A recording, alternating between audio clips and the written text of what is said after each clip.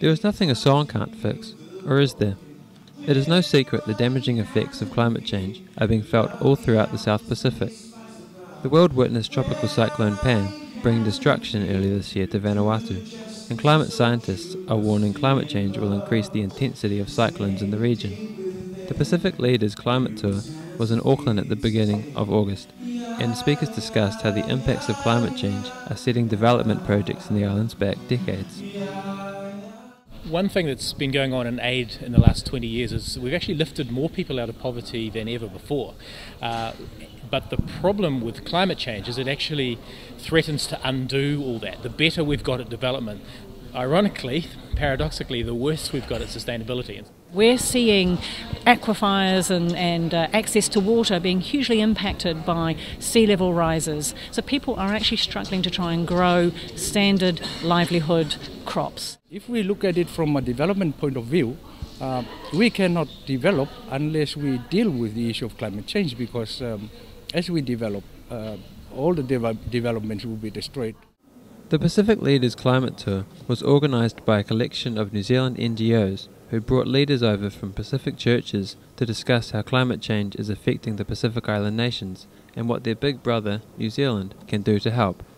Throughout the evening, speakers discussed the impacts extreme weather events and disasters, such as Tropical Cyclone Pam, are having on the low-lying Pacific Island nations. Cyclone Pam did a lot of damage.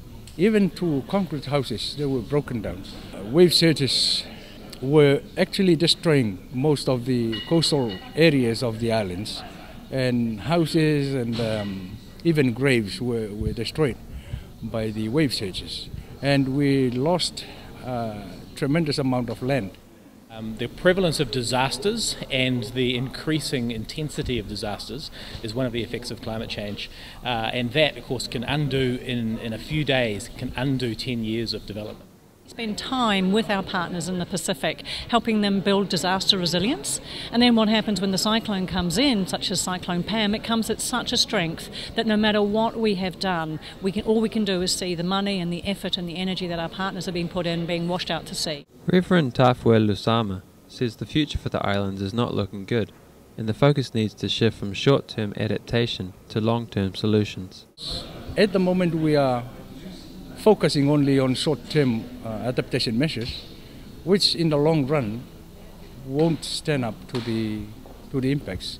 For example, building seawalls along the coast to protect the shorelines will only last as long as sea level rise keeps on rising, and the water will go beyond and above the seawalls. Planting mangroves will take at least 10 years for them to mature and to be able to hold the soil, which by that time they will be far into the ocean, into the sea. Reverend Tufoe Lusama says for low-lying atolls, such as his home of Tuvalu, development will be pointless if the rising seas continue to take away their land. But yet at the same time we are struggling and we are pleading for recognition and to be seen as a people who have the right to exist on our own inheritance.